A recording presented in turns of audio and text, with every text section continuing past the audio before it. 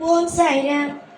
என் அன்பு செல்லமே, என்னுடைய அழகான தங்கமே, வாழ்க்கையில் சில விஷயங்கள் நடக்காத பொழுதும், இல்லை ஏதாவது ஒரு விஷயம் குழம்பும் பொழுதும் தெய்வத்தை நினைத்து வருத்தப்படுகிறீர்கள்.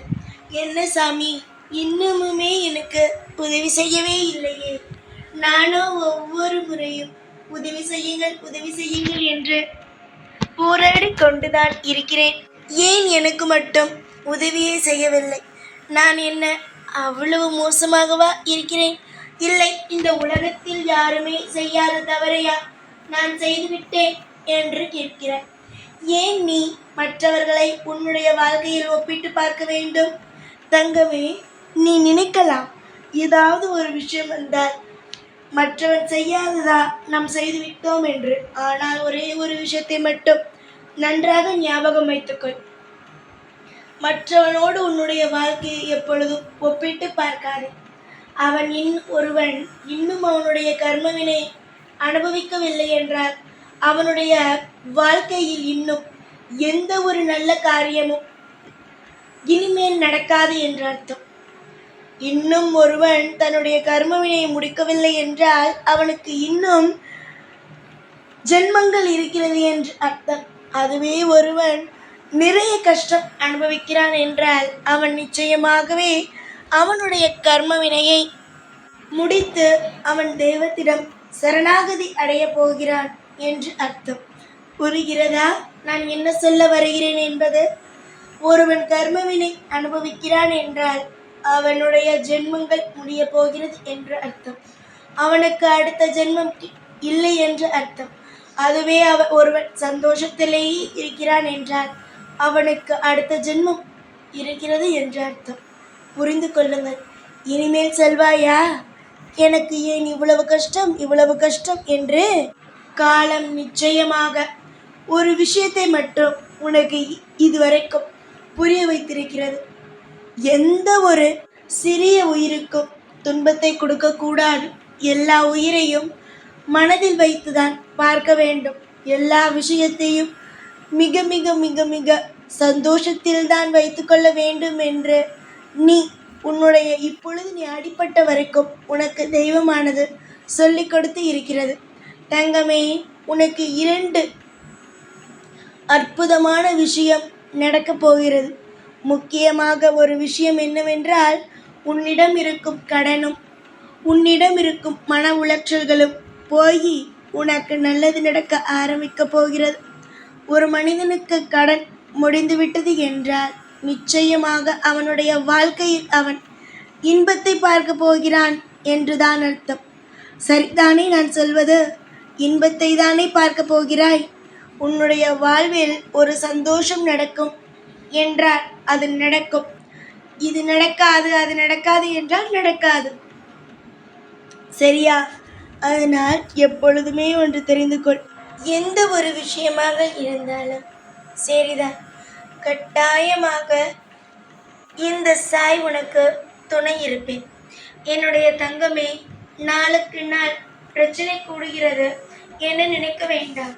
உனக்குத்தான் நான் சொல்லிவிட்டேனே, கடனானது முடிய போகிறது. சந்தோஷமானது நிச்சயமாகவே சந்தோஷமானது வரப்போகிறது. கஷ்டமானது போக போகிறது, கடனானதும் போக போகிறது. இதெல்லாம் எப்பொழுதும் ஞாபகம் வைத்துக்கொள். உன்னுடைய வாழ்க்கையின் படி கர்மவினையை முடித்துதான் உனக்கு சந்தோஷம் கிடைக்கும். கர்மவினையை முடித்து விட்டால் சந்தோஷமும் பிறக்கப் போகிறது. உன்னுடைய வாழ்க்கையில் நிறைய சோதனை.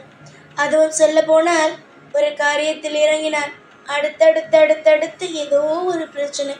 ஒரு காரியத்தில் இறங்குகிறாய் என்றால் அதை முழுமையாக செய்ய முடியாமல் அடுத்தடுத்து ஏதோ ஒரு நபரின் மூலமாகவோ இல்லை நீயோ ஏதோ ஒரு விஷயம் செய்தோ அந்த விஷயத்தை குழப்பி நீயே என்ன தெரியுமா முடிவெடுப்பாய்?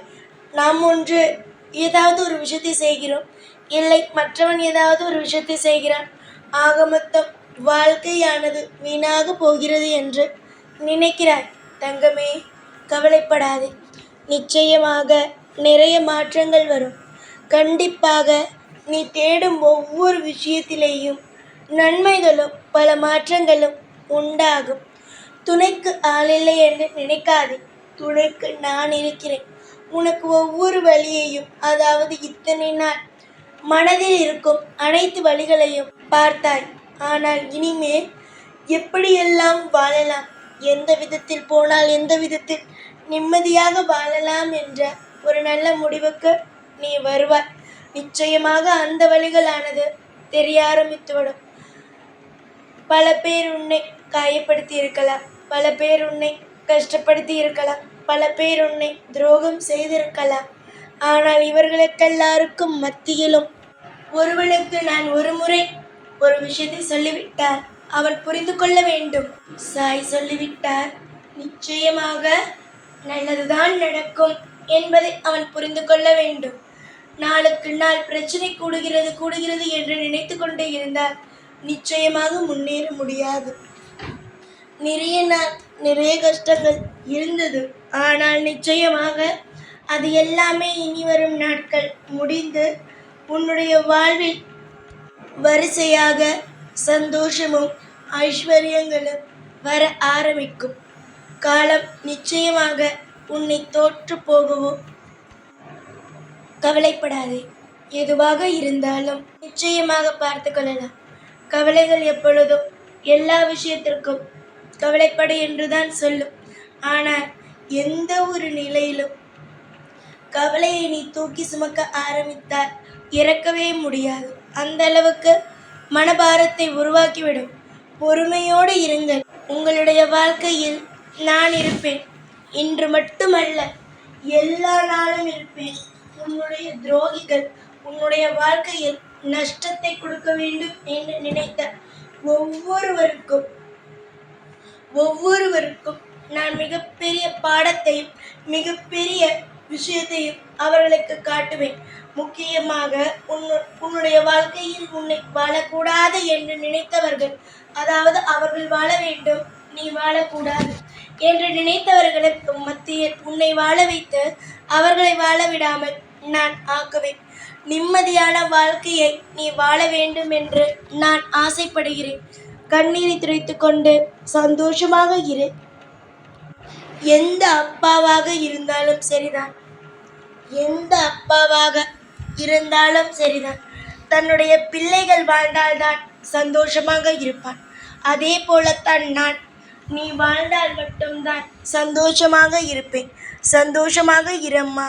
உன்னுடைய வாழ்க்கைக்கு நானே துணை. எப்பொழுதும் எல்லா நாளும் உன் கூடவே இருப்பேன். இந்த சாய்நான். ஓம் சாய்ராம்.